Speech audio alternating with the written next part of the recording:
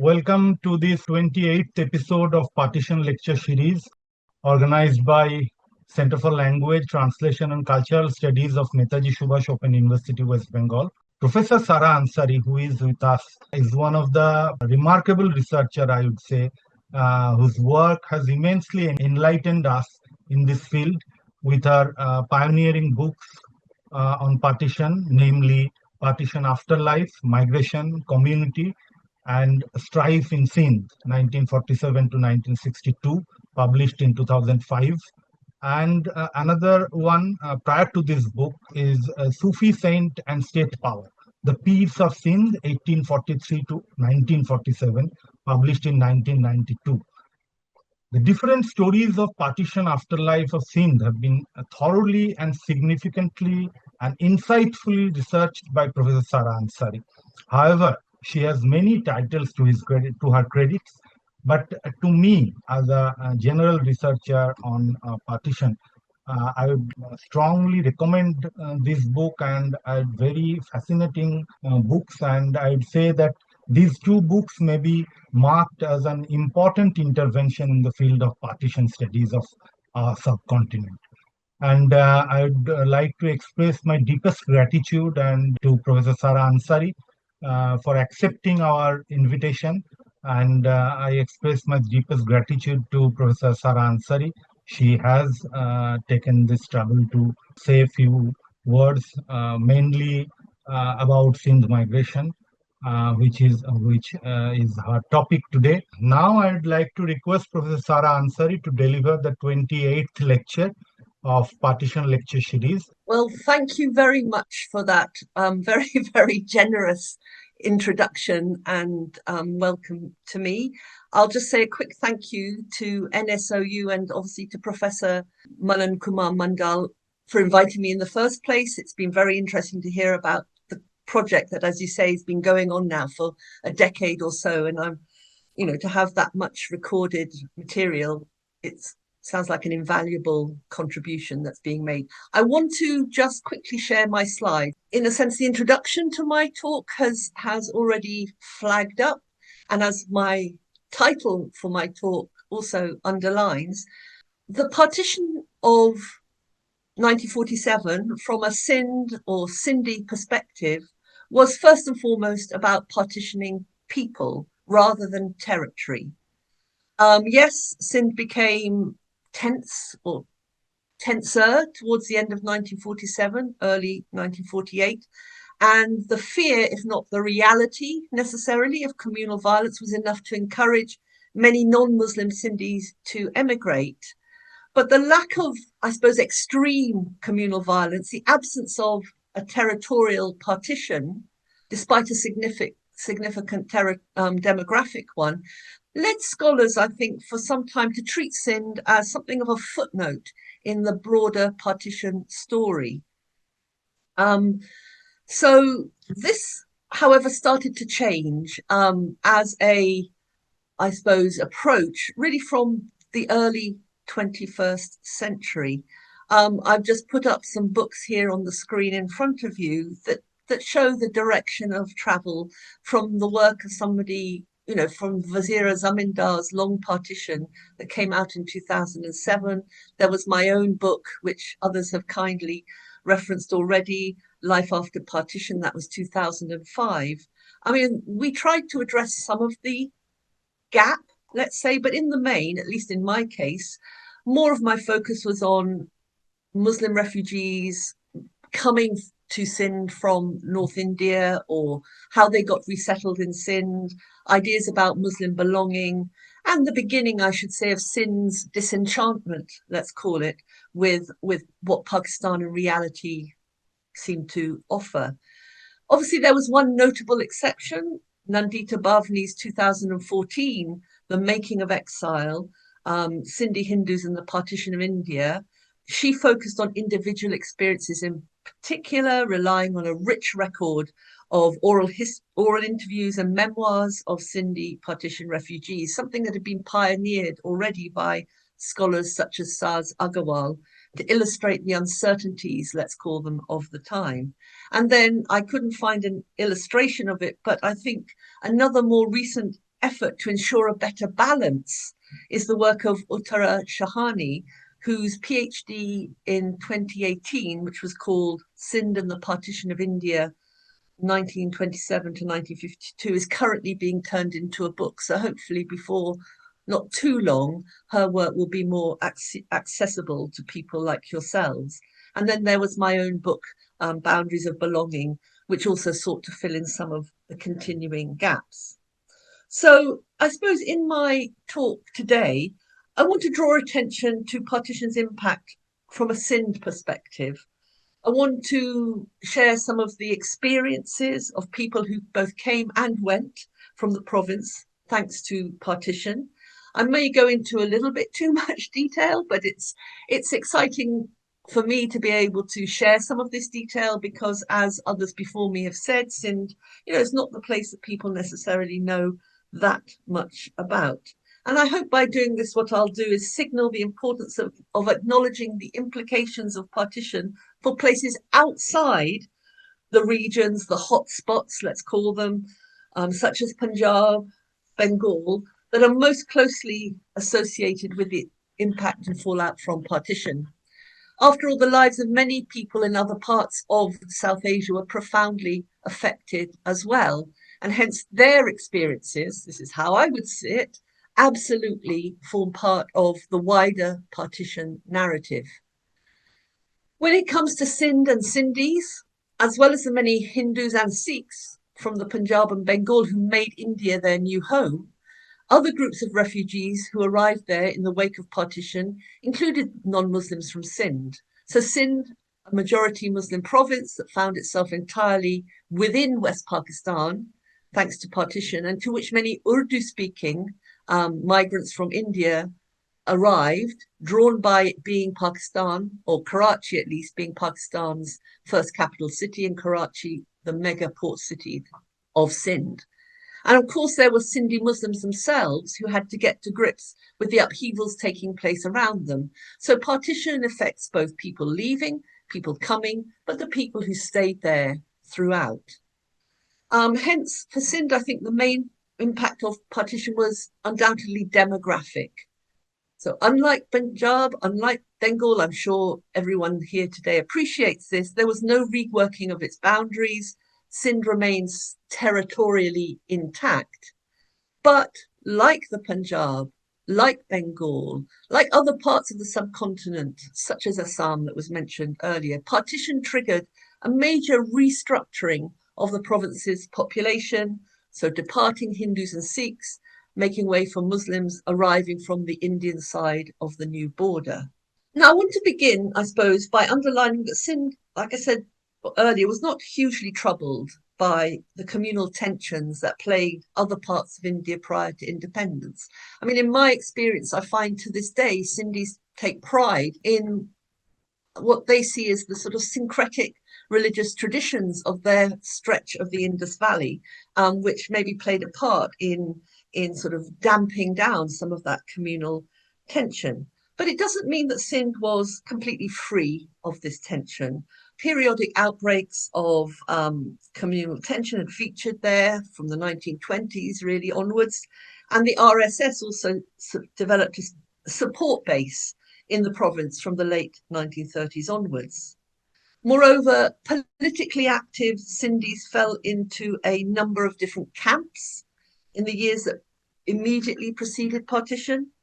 Apart from let's put a picture up of him on the left-hand side of the screen, apart from the nationalist Muslim politician Allah Bakhsh Sumro, who gravitated towards the Congress until he was murdered in 1943, other Sindhi Muslim politicians between themselves supported parties such as, and there's a whole list of them, the Sindh Azad Party, the Sindh United Party, the Muslim Political Party, the Sindh Muslim League, and the Sindh Assembly Party. So there was no kind of, immediate unity, politically speaking, between Sindhi Muslims at that time. Non-Muslims supported Congress, yes, but also increasingly the Hindu Mahasabha, at least in private, if always not in public. And the fact that the communal award of 1932 had resulted in Sindhi Muslims enjoying, from their perspective, only a bare majority in the new post-1936 Sindh Legislative Assembly meant that perhaps the one thing on which many of them could eventually agree by the time of independence was the importance of protecting what they perceived to be Muslim interests there in the face of what they again deemed to be the more solid block of Hindu members in the assembly that this award had produced. So it's a complex, factionalized political environment in Sindh prior to independence. In the end, by 1946-47, a sufficient number of influential Sindhi Muslims had been won over by the All India Muslim League cause to place their weight or whatever behind its campaign for Pakistan, whatever, although this idea of Pakistan remained quite undefined. Many were later to take pleasure in the fact that the Sindh Provincial League was among the first to pledge support for the concept of some kind of separate Muslim state, or perhaps states, even though a sense of a uniquely Sindhi Muslim identity lay uneasily beneath the surface of support for this outcome. I suppose an illustration of this complexity maybe is the fact that the resolution passed by the Sindh Legislative Assembly in support of this idea of Pakistan in 1943 was introduced by G.M. Syed, who's the person sitting to the left of Jinnah in the other photograph on the screen, who at that time was an ardent Leaguer, but who split acrimoniously with Jinnah and his high command in 1946, after which G.M. Syed assumed the mantle of leading Sindhi nationalist and critic of the Pakistan project until his death in 1995. We should also note, I think, that while some elements within Sindh's minority communities may have supported the possibility of even dividing the province territorially in the run-up to independence, neither the Congress High Command, nor the British, nor the Muslim League were prepared to contemplate this possibility, this demand. Following a lengthy campaign, Sindh had only just, in 1936, been separated from Bombay Presidency, to which it had been attached since 1847. And so to redraw its borders again so quickly, maybe, seemed an unnecessary step, considering that it possessed a sizable Muslim majority.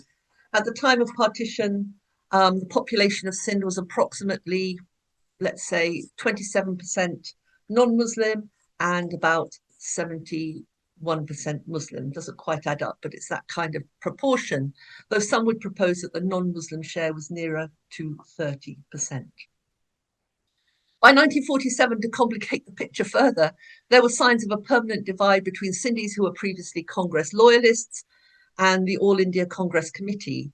So in May 1947, Jetmal Pasram, renowned Sindhi author, sent a seething memorandum entitled Sindh Betrayed to Acharya Kripalani, who was the Sindhi president of the All India Congress Committee then.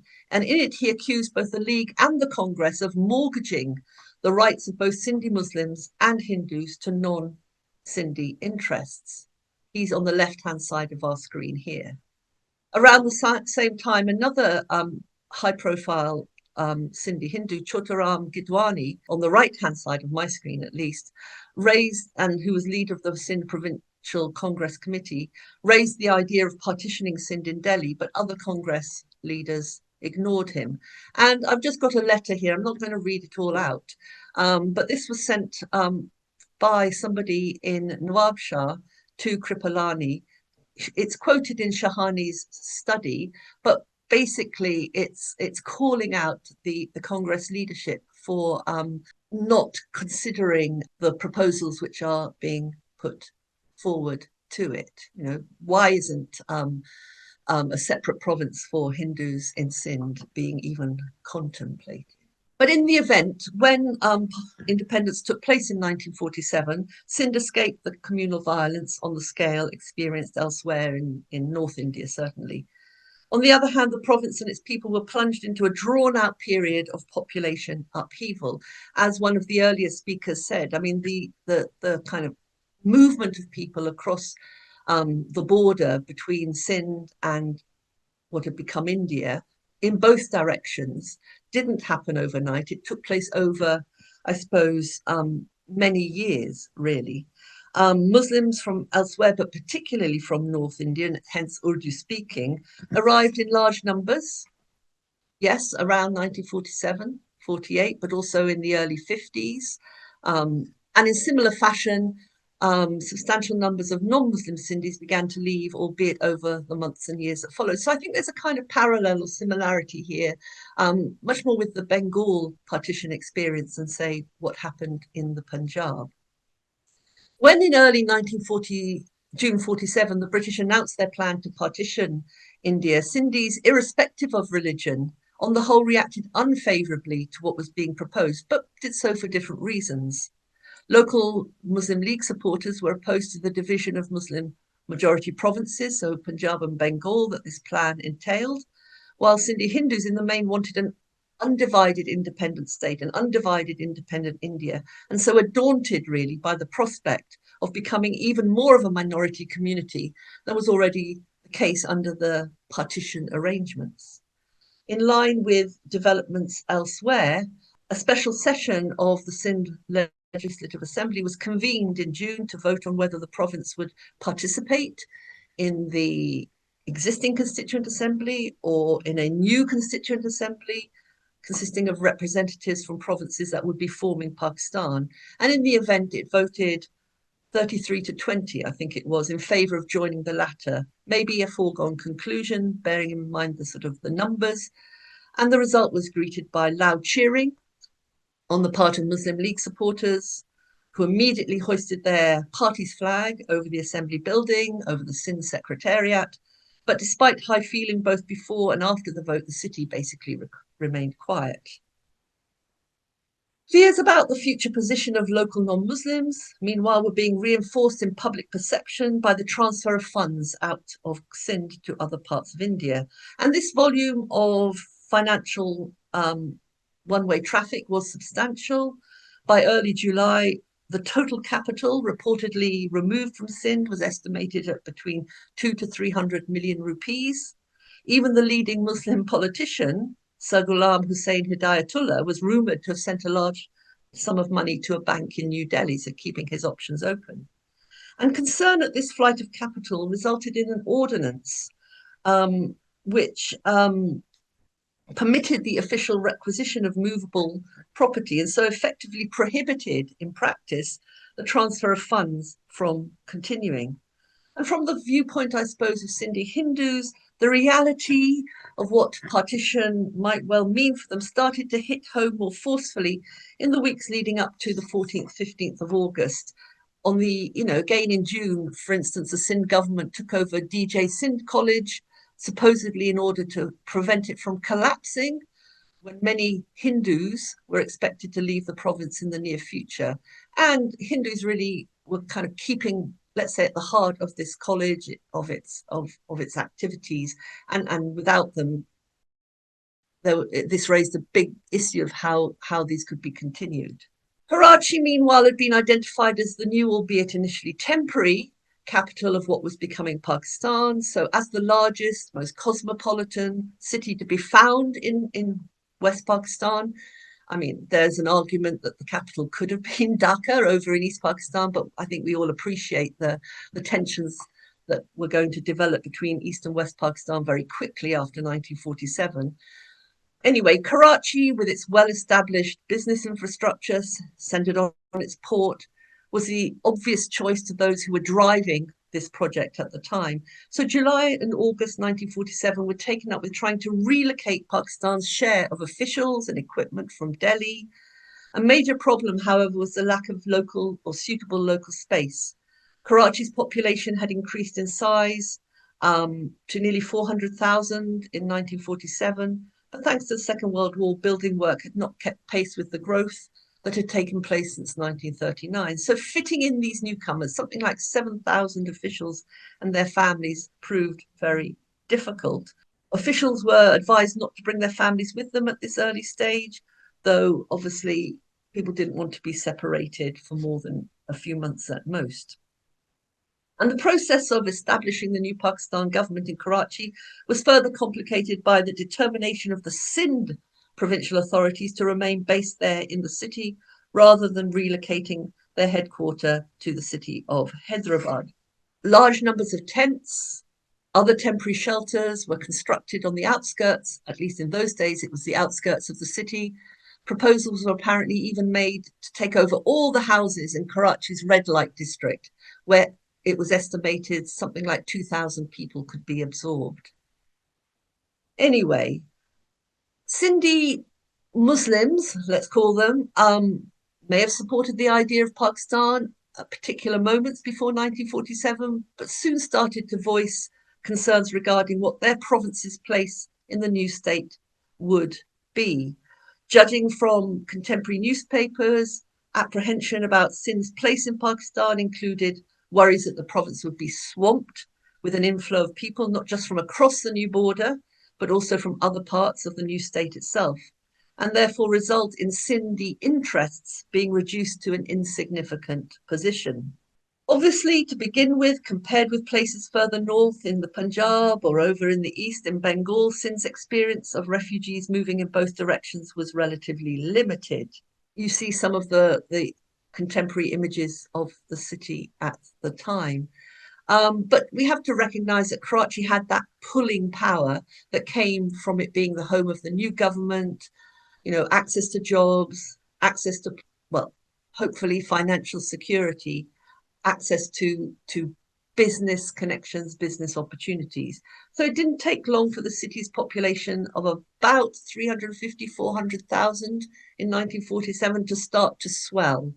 And with this influx of people came an increase in tension. So as people arrived, they, in a sense, I won't say they brought the tension with them, but tension started to mount. And by early September 1947, there was enough uncertainty to produce a curfew in the city of Karachi for the first time in living memory. Though the violence involved wasn't straightforwardly communal, one example of a violent incident was a Pathan police constable who apparently ran amok, killed 3 Muslims, 2 Hindus and a Sikh. So it could be pretty indiscriminate, some of this violence. But to prevent the risk of further escalation, the Sindhi authorities promulgated what was called the Sindh Maintenance of Public Safety Ordinance on the 21st of September. And it gave the provincial government extraordinary powers. They could detain people without trial, and they could act against anyone whose activities were considered subversive of law and order. Now, while the Sindh authorities argued that this ordinance would protect minorities, there were obviously non-Muslims who became fearful of its impact on their communities, on their ability to speak critically of the government. It did have some benefits in the short run. I mean, basically the province remained pretty quiet until early December, when there was an outbreak of disturbances in the city of Hyderabad, linked directly to the arrival of Muslim refugees from Ajmer, whose sort of tales of what they'd experienced on their way to Pakistan triggered revenge attacks on local Hindus. But on the other hand, the ordinance and its implications brought home the longer term realities of partition to an increasing number of non-Muslim Sindhis, with the result that shipping and airline offices were inundated now, it seems, with people wanting to leave. And by mid-September, I'll just go across this, some 50,000 non-Muslims had registered at local Congress organizations for help with their travel plans. And this departure from Karachi, initially it was limited to 1,000 people leaving a day, on the grounds that there simply weren't enough customs officials to check their balance. Now, for people wanting to leave, this was seen as an excuse being made by the authorities to try and put obstacles in their way as they were seeking to leave. Sindh's chief minister at the time, M.A. Khurro, adopted a particularly hard line publicly at that point, denouncing the desire of Hindus and Sikhs to leave, threatening that if they chose to go, then they would be allowed to take very few possessions with them. Indeed, the then chief secretary of the Sindh government, who was a British official, a lot of British officials stayed on in Pakistan after independence, much more than in India, because of the I suppose, relative lack of experienced bureaucrats. Anyway, he resigned in protest at Kuro's very public contradiction of earlier assurances that the rights of minorities would be respected. And there was I suppose, a sense that Kuro, despite his previous appeals to everyone to remain calm, preserve law and order, he was deemed to have delivered very inflammatory speeches and in a way played his part in ramping up the tension in the city at that time. Kripalani, who I mentioned earlier, visited Karachi in mid-September 1947. And while he claimed he didn't want to encourage emigration, that wasn't what he was there for, he said, he added his voice to protest against obstacles being placed in the way of those wishing to leave. Then, following a further more serious outbreak of violence in January 1948, this is the one that is often focused on when you read accounts or testimonies of Sindhis who were leaving Sindh for India. This time it was in Karachi when a group of Sikhs was attacked by refugees from India, when the former were making their way to leave Pakistan via Karachi. So after this, the exodus of non-Muslims picked up momentum, drew in so-called upcountry Hindus as well as others based closer to the city. And something like, although it's not possible to be definitive, something like 200 people were killed one way or another. And the breakdown in law and order sparked looting targeted against Hindu-owned shops and homes in central Karachi. A 10-day curfew then followed, though the authorities' response was regarded by many as excessively harsh, prompting protests from both locals and refugees that its imposition was too severe a clampdown. All the same, what we now see is something like 20,000 non-Muslim Sindhis left in the 2 weeks following the disturbances, followed by another 40,000 by the end of the month. And that pattern continued for some time. And we should note that the impact of this or their departure on Sindh's economic life was huge. Commercial firms and banks, which had already lost quite a few of their subordinate staff, were now handicapped by a shortage of employees. Business virtually ground to a halt. Bank opening hours were limited to just about an hour and a half a day. And under these obviously very troubling circumstances, the Sindh authorities changed tack and tried to slow down the outflow. This mad exodus, as it was described at the time, bewildered many observers. Unlike the Punjab, for instance, where the emigration of non-Muslims could be, quote, fully understood, communal clashes, even individual attacks in Sindh, as I've been saying, had been few and far between. Some Muslim politicians, including Jinnah himself, were tempted, therefore, to describe the departure of these non-Muslims as, quote, a well-organized plan to cripple Pakistan by paralyzing the new state, economically and socially.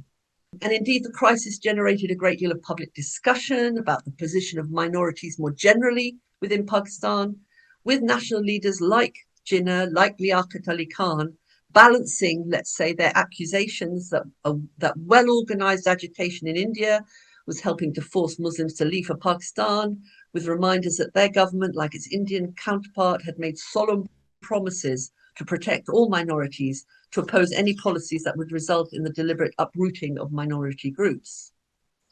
So what does the Sindh government do? It basically now seeks to, I suppose, rein in, slow down, the departure of non-Muslims. Something like 3/4 of the schools in Sindh, for instance, relied on Hindu funding and management.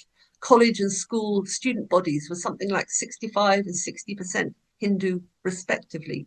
So confidential orders were issued allowing non-Muslims to leave only if they were in possession of special permits from their district magistrates and could produce income tax certificates to prove that they had no outstanding public debts.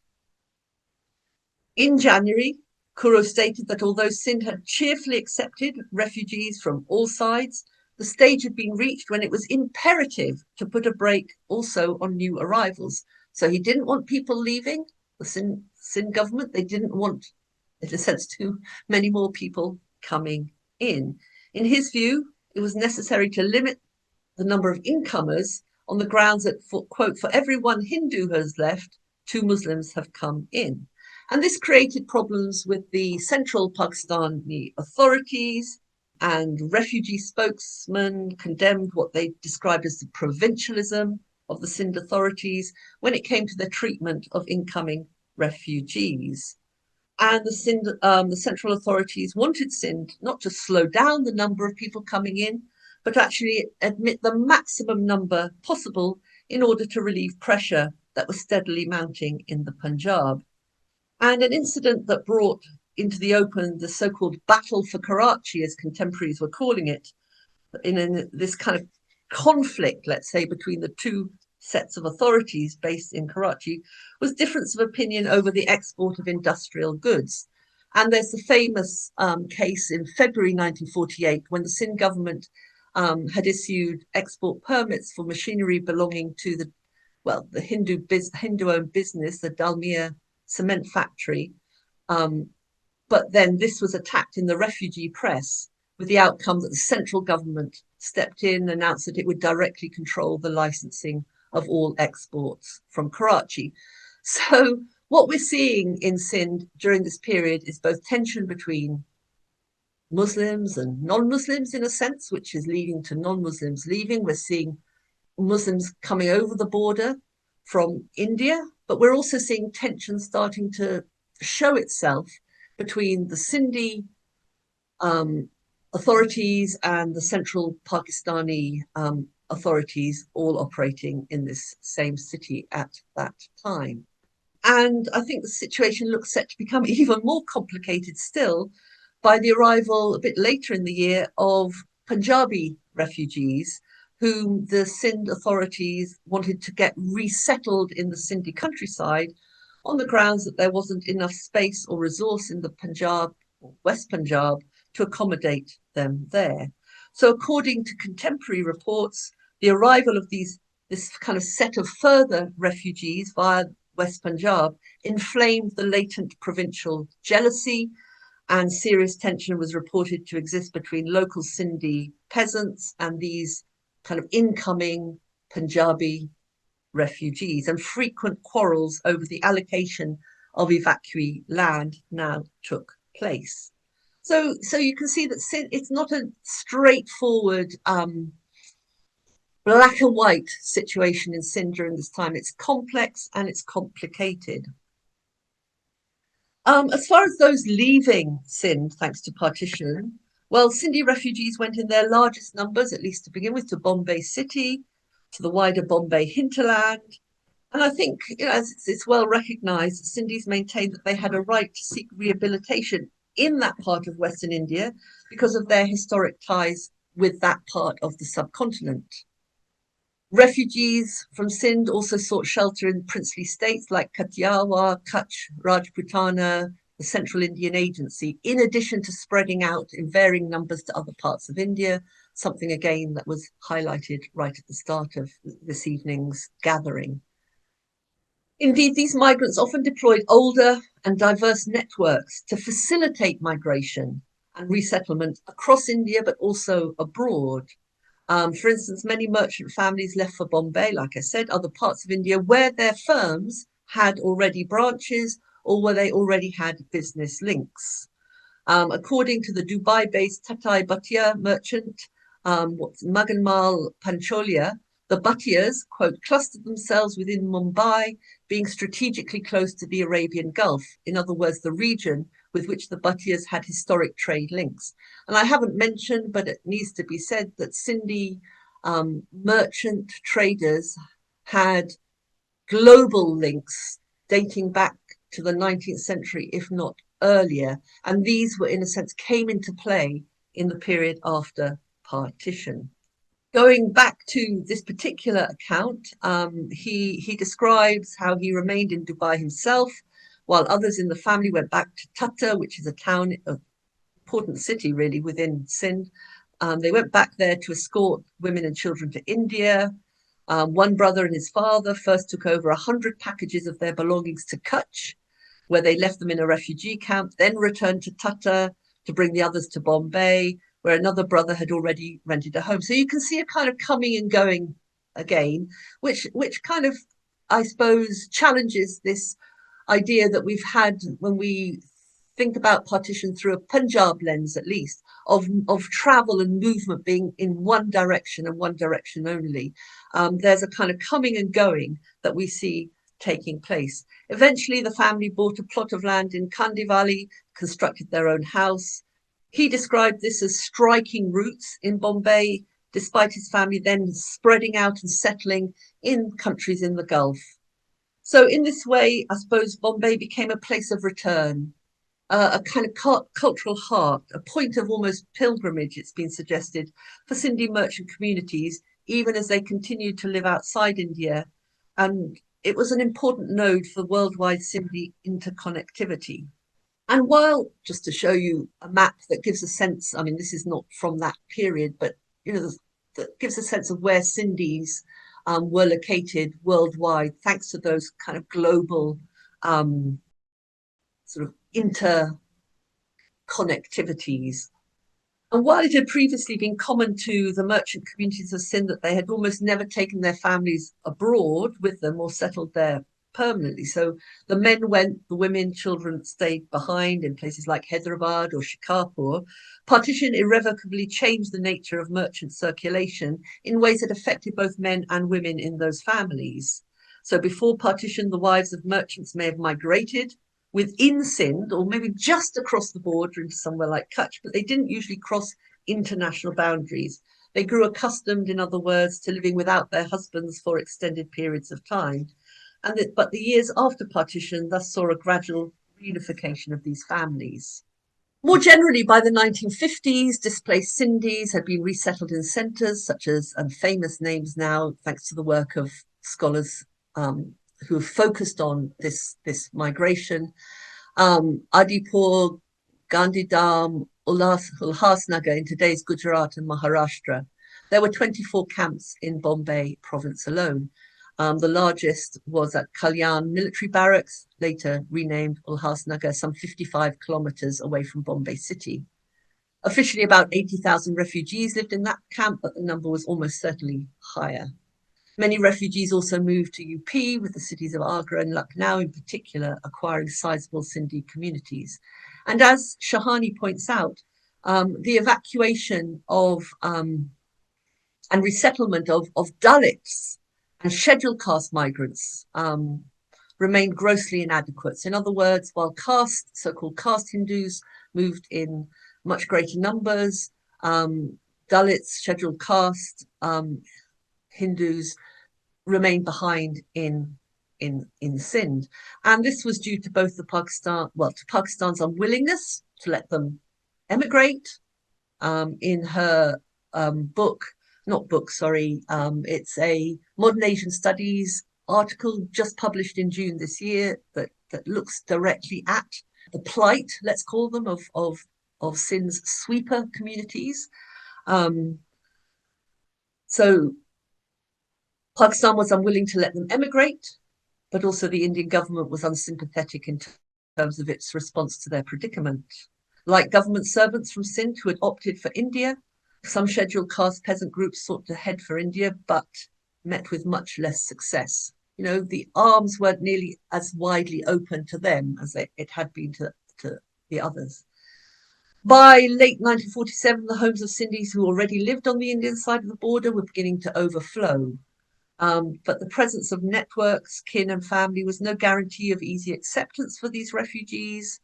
Again, another example of a personal, I suppose, insight. Sajni Kripalani Mukherjee, a Calcutta Sindhi, recalls that her sister slept on the dining table for nearly 1 year to make room for the multitudes of relatives and others who claimed acquaintance. Mukherjee describes the encounter between the new arrivals and those who had lived in Calcutta for longer as something of a culture shock. To quote, families that had been used to a fairly cosmopolitan existence, having lived a long time away from Sindh, were suddenly thrown into completely Sindhi environments. The new arrivals thought those who had always lived in Calcutta a strange species of animal. The feeling was mutual. So being Sindhi in post-1947 India and also in post-1947 Pakistan, it hasn't been at all straightforward. In India, it took considerable lobbying before the government of India eventually recognized Sindhi as India's 15th official language in 1966. And then some 4 decades later, an indication, if any, were needed that partition continued to cast long shadows over the subcontinent for many, many decades. In 2005, the Supreme Court of India heard a petition from Sanjeev Bhatnagar, a non-Sindhi, to direct the government to delete the word Sindh from the Indian national anthem on the grounds that Sindh was now Pakistan. And of course, that petition attracted a furious response from Sindhi Hindus across the world. Well, I won't go into too much detail, but in the words of the prominent Sindhi lawyer Ram Jethmalani, who argued that Sindh was not a piece of territory and there should remain part of the anthem, Sindhis may be stateless, but they are still live representatives of this civilization. And as far as the anthem is concerned, Sindhis glow with pride when they hear the word Sindh in the national anthem. Do you want to take that away too? Anyway, I think we have to recognize that partition was the major 20th century turning point in the history of Sindh. It divided its people along religious lines, with the result that they've been separated for the last nearly 80 years. On both sides of the border that was drawn up in the summer of 1947, Sindhis find themselves still living with the complex legacies of partition. The effect of partition on Sindh was thus acute, both for those who, in a sense, stayed behind and those who left. Sindh today contains Pakistan's largest non-Muslim minority, something like 10% of the province's population, who face challenges linked to their religious identity. Sindhis in India have, in many cases, become so assimilated that they've lost their language, if not their reverence for the syncretic religious traditions of their former homeland. It remains to be seen what the impact will be of initiatives like the new edition of the Lost Homeland of Sindh Gallery in Delhi's Partition Museum. And over in Pakistan, well, Sindhis have come to feel increasingly marginalized, with their language from their point of view, devalued. One unit in 1955, which I suppose involved the amalgamation of all the West Pakistan provinces into one administrative unit, was deeply resented by many Sindhis. Today still, they feel their province to be, like I said, disadvantaged.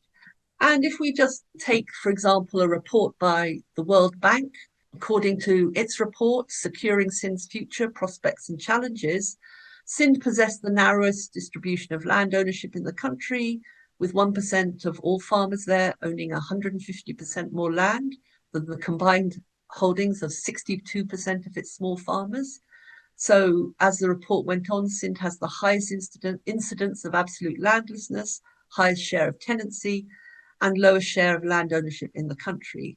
So for Sindhi nationalists, at least, partition had negative repercussions when it came to their province's best interests over the longer term.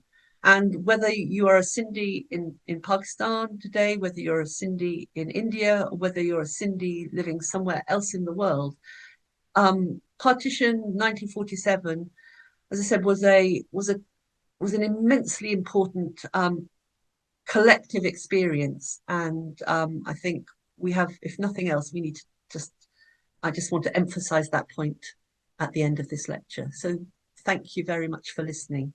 Meherbani.